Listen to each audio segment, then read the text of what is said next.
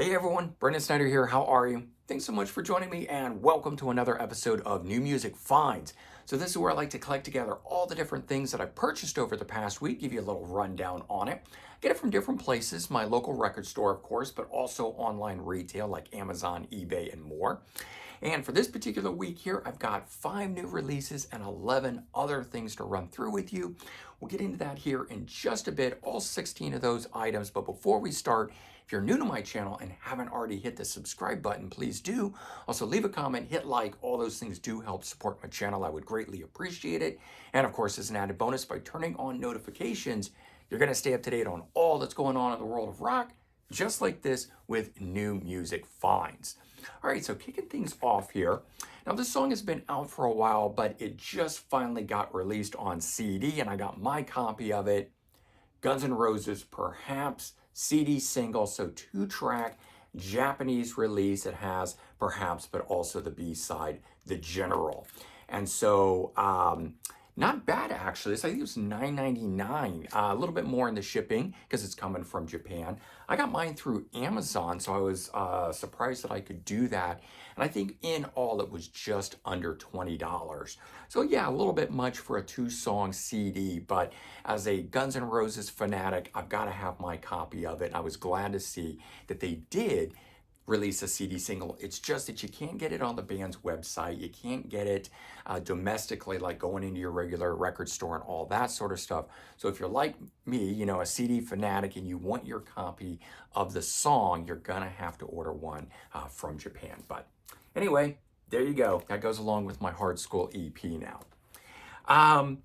This one here was one I was looking forward to, didn't have high hopes for. Then when I heard it, it really won me over. And I'm talking about the new Russell Guns. Jack Russell of Great White and Tracy Guns of LA Guns. The album Medusa, their debut album, coming together. So I talked about this early on. Certainly 2 iconic 80s rockers coming together, and it's just great to have something new that Jack Russell sings on. His voice is one of the best ones out of the late 80s and early 90s. Unfortunately, I don't think he records enough. He should do a lot more because his vocals are so amazing. So we're getting that here, but this being one of those Frontiers Records projects that's put together by Alessandro Del Vecchio, as they even say, guided by, where he usually writes, plays, produces, all the above. That is the case on this, but interestingly, the songs here are not really in the typical style that he does. He usually really writes a lot in the melodic rock style, more like Journey and that sort of stuff. This here is sort of straight rock down the middle. It's neither Great White nor as metal as LA Guns is. What's interesting about it is Jack Russell is able to put his stamp on the lyrics and the way that they're sung, the melodies, all of that sort. And Tracy Guns is able to shred throughout this, really putting a stamp on the song by his lead guitar player playing. So while neither of them wrote the songs on the album, it is written by Alessandro Del Vecchio and outside writers, it actually still comes off sounding like these 2 guys, which I think is really great. I would love to hear them actually write together. Maybe we'll get that for a second album, but at least the way that it's done here, this album ended up really impressing me. I really quite enjoyed this. It's already making my current 2024 list. Of course, we've got the entire year to go, so we don't know if it'll stay on there by year's end. But for now, at least, I'm thinking it is good enough to start that list. Next up, Jim Peterik and World Stage. We've got the keyboardist rhythm guitarist from Survivor doing this new album here called Roots and Shoots. And it's Jim playing with both classic rockers, famous people, and newer artists, and combining. And of course, I'm looking at it for the classic artists. First single had Kevin Cronin of REO Speedwagon on it. We got a whole host of other ones. And there's a lot of other names on here I don't recognize, but the songs themselves all sound really good. So it's not, you might kind of expected it to be a bit,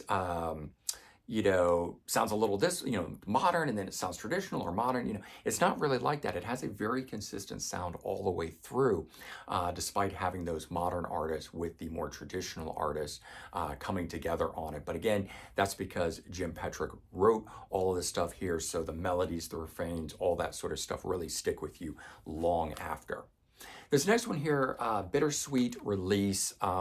Unfortunately, we just lost founding member and guitarist Tony Clarkin of Magnum earlier this past week. And then on Friday, the brand new 23rd studio album, Here Comes the Rain, dropped.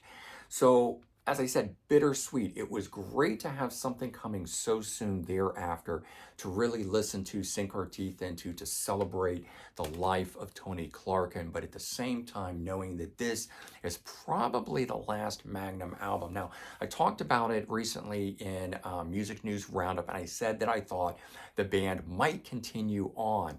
When I said that, I didn't necessarily mean that they would replace Tony Clarkin and continue recording, but I could see them touring and still playing live shows. But I do think this is probably the final album, considering Tony Clarkin predominantly wrote everything for the band.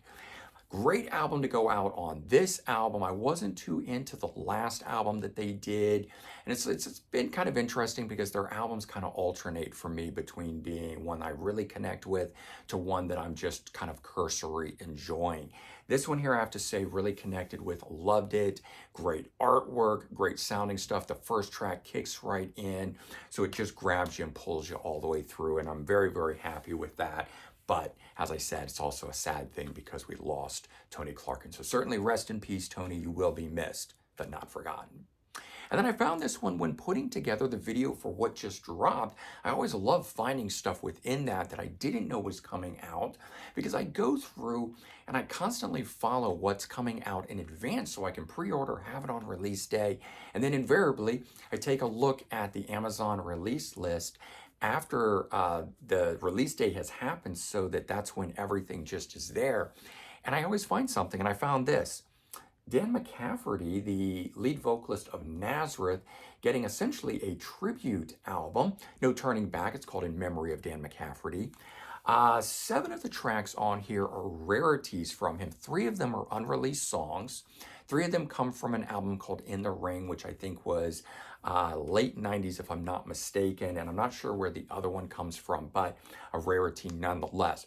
There are 2 tribute songs added on here, sung by someone else. They do the song Love Hurts and Dream On. But good stuff. I mean, it's not quite Nazareth, so if you're thinking this is going to be another long-lost Nazareth album, it is not. But then Dan McCafferty's solo material has never sounded like Nazareth stuff. He's always gone in a much more pop sort of vein, a much more mellow, almost ballad-leaning vein. So that's what a lot of this is here, but I love his vocals and hearing him sing that sort of dichotomistic approach of that gravelly, heavy rocker sound. It'd be like if Brian Johnson went out and made an album of ballads, We kind of get that happening here. It's a very interesting thing. All right, in last week's new music finds, I showed you guys some Quicksilver stuff that I had gotten into. Quicksilver Messenger Service, the 60s era San Francisco band.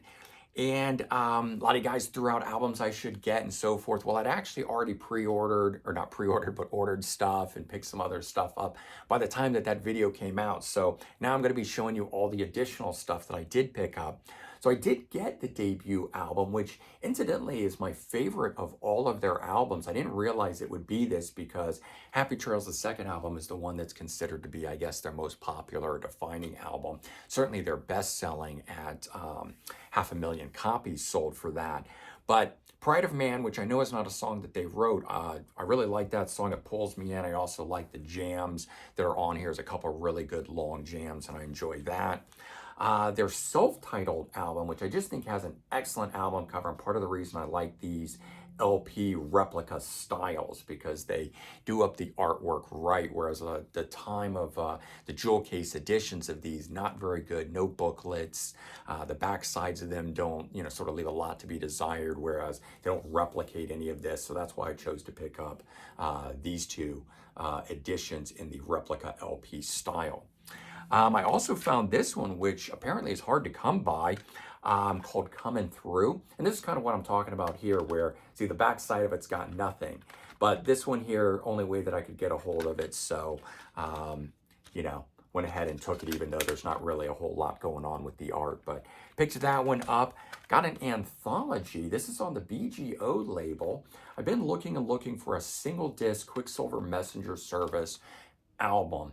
And there's a lot of doubles and other ones that are out there. But this one here, 16 tracks, goes through most of their career. It doesn't, I don't think it goes all the way to the end, but it definitely goes through 71. So it starts back in 67 and goes up through 71. So it does cover a nice swath of the years for them, which gave me, or at least gave me something to listen to, because I don't actually know any Quicksilver Messenger Service songs, as I don't know them from the radio, from anything. So it's not like some other bands. When I got into like Jefferson Airplane or Starship, I knew some of those songs. I knew what were the hits. Other bands had covered them, things like that. Well, I didn't know anything from this. So I like picking up a best of that I can throw on, get familiar with some of the songs. Then when I'm listening to the albums, some of them do jump off as though I know them from radio hits or whatever, that type of a thing. And I really actually enjoyed the offshoot project or reunion project, kind of whatever you want to call it. But Gary Duncan, original guitar player for the band, reformed Quicksilver Messenger Service just under the name Quicksilver in 1986, and he's been going with it ever since. And that album didn't really have the sound of Quicksilver. It's a much more 80s sounding album, and I actually really enjoyed it for what it was. But then I found this, a Japanese release, 1997 live album called Fieldstone, or Live at Fieldstone. This has a much more of the 60s era Quicksilver sounding sound to them, and very little of the audience noise in it. So I enjoyed this as an album, not so much just as a live thing, but it's so hard to find anything under just the Gary Duncan Quicksilver name. So regardless of the fact that this was a live release, I did want to pick it up and have it in the collection, and surprisingly, I've enjoyed it quite a bit. Some really great long jam songs on there. Now, continuing on that notion of Quicksilver Messenger Service, the guitar player, John Cipollina, I picked up some of his stuff like Copperhead, the band that he did after leaving Quicksilver Messenger Service, which I really enjoyed. And I found this, a solo album he did in 1980 called Raven, this being the original release of it, so only 6 songs, whereas today you can get a reissue of it that's got maybe 15 or 16 songs. It just adds in a lot of other stuff, but for me that takes away from what the original album was intended to be. When it came out, it was these 6 songs. The album cover looked like this, so I wanted to get an original copy, so to speak, or the way it was originally intended. So this was an eBay purchase. I could have picked up that copy I'm talking about, the reissue that has all that bonus material on it, and I opted not to. The artwork just wasn't very good. I didn't know where the rest of that stuff came from. They didn't delineate it and call out as the regular album and bonus material or anything like that. They just kind of was, here you go, here's Raven. And through research, I found out that that was not the way the album was originally intended to be. So I picked this up, very much enjoying that. I had shown you guys the project that after Copperhead that John Cipollina did was Terry and the Pirates, headed up by Terry Dolan, and that really was some good stuff that I got from them. The Doubtful Handshake, such a good album. So I picked up the only other one that was there at my local store, Sound Exchange, and it was this one, Comanche Boots. Couldn't really find any information on this, but I just wanted whatever I could get my hands on. Turns out this is a collection of rarities, unreleased stuff, demos, a little bit of live material on it. The first song, Cuckoo, is absolutely stellar, sounds great. Then we move into some demos that are a little, I don't want to say subpar. The quality is just not all there, but we're talking like 1970, I don't know, mid to late 70s here. So obviously the demos at that time were not what they are if you recorded one, say, today with all the technology that we have. None of it sounds bad. It's just there's a little more muted sound or maybe a little bit of a hiss in the background. As soon as the music plays, you don't hear it. All in all, I'm glad I picked it up. It was definitely quelling the quench or the thirst that I had for some more Terry Dolan music, and that's what this did. What I found out was, I don't know if it's the bassist or guitarist that was in Terry and the Pirates, co-wrote a song with one of the members of Steve Miller's band, and it was the song Jungle Love. And so Terry and the Pirates used to do it. There's a live rendition of it here, but I didn't realize that song was not written by Steve Miller, that it was written by his bassist with somebody else. And turns out one of these members, there's just a lot of little cool history about this band because I had never heard of Terry and the Pirates, and then come to find out that they're kind of a legendary band within the San Francisco scene, that it had John Cipollina from Quicksilver Messenger Service. It had this other guy that co-wrote one of the biggest Steve Miller songs out there. And there's a lot of other little things like that about the band that's very cool. One of the guys would go on and be part of, I'm totally spacing on the guy's name right now, Greg Kihn. Part of his band, playing on songs like Jeopardy and, the big songs that they had and stuff. So again, just very interesting, but all in all, yeah, if you're not familiar with Terry and the Pirates, it may be a kind of corny name, but certainly made some good music. And Terry Dolan in 1972 or 73, can't remember, made a solo album that never got released by Warner Brothers. This is the album. Finally got released, years and years later, 40 years on or something. I think this album came out like, 2014, 15, somewhere there. But this album has, a lot of cool guest musicians. Nicky Hopkins on piano is on here. I can't remember all the different musicians, but very, very cool, good stuff. It's not quite up to the level that is Terry and the Pirates. That was much more rock sort of sounding. This is much more in the ballad, sort of softer rock vein. He loves a good ballad. He talks about it in here. Check out the size of this booklet that's in here. This thing is monstrous. It's a very thick thing. And in fact, there you go, 1972. That's the little hype sticker from it. Nicky Hopkins, Pete Sears, John Cipollina, Greg Douglas, Lonnie Turner, Neil Schon of Journey, the Pointer Sisters, Prairie Prince, and Spencer Dryden, just to name a few of the guests that are on this album. But I was really glad that I was able to find this, because first I was reading about it and had no idea that it ever got an official release. And I was glad to find out that through all the histories and things, reading about this amazing unreleased album not having come out and nobody knew why. Well, by the time that I'm finding Quicksilver Messenger Service and John Cipollina and Terry Dolan, fortunately the album had already come out, so I was able to get it. All right, got 3 more here to run through with you as we wrap things up. Nazareth Razamanaz. Second to last album that I did not have. I'm only missing the second album now. Surprisingly, I was missing the first 3. I picked up the self-titled last week. You saw that in a Japanese replica album style. Now I added this one in, and I don't know why I never picked this up. I just think it was also might have been one of those ones that was just never available. This one has recently gone back into print, which is cool. It's a 2018 edition of it. It does have the bonus tracks. What I like best about this, if you know anything about the Nazareth remasters, it's got these loud and proud ones. It says that they're official releases by Nazareth, and I hate those because it's on the album cover. It's not a hype sticker that I can take off. Well, these reissues of it dropped that, fortunately. So as I find these, I'll probably be replacing some of those other ones. I have to say, the booklet in here, the interior, all of this is done even better than those official ones from, I don't know, a decade or so back. But very, very good album, solid from start to finish. This one is slowly moving up as maybe my favorite album by the band.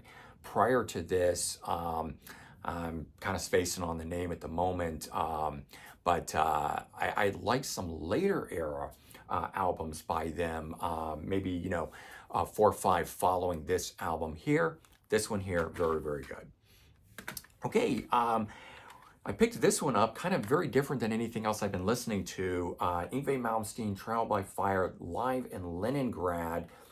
Live album that I don't typically, is something I don't typically get into, as I mentioned with the Gary Duncan Quicksilver thing. But this here is the kind of live album I do like. If there's going to be crowd noise, I want it to be loud and ruckus and big and over the top, an arena show.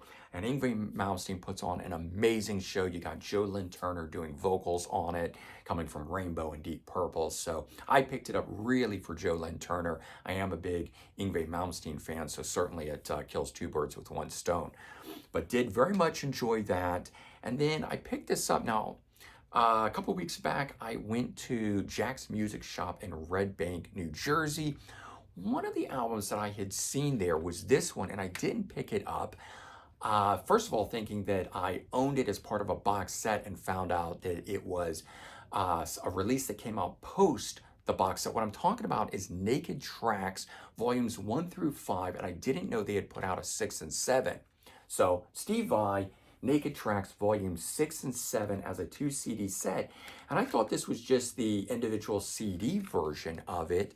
And then I came home and found out, no, in fact, the box set that I have is only 5 volumes. This is a continuation of that.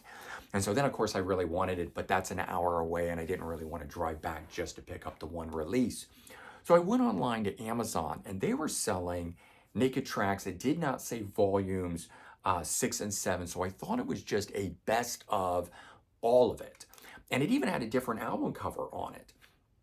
So I said, fine, I'll take that. I love it when I can get a best of selection of from a box set. And I ordered that, and it came. And then as it was arriving, I'm thinking to myself, that this coming weekend, I'll probably go up to Jack's Music Shop and buy it anyways.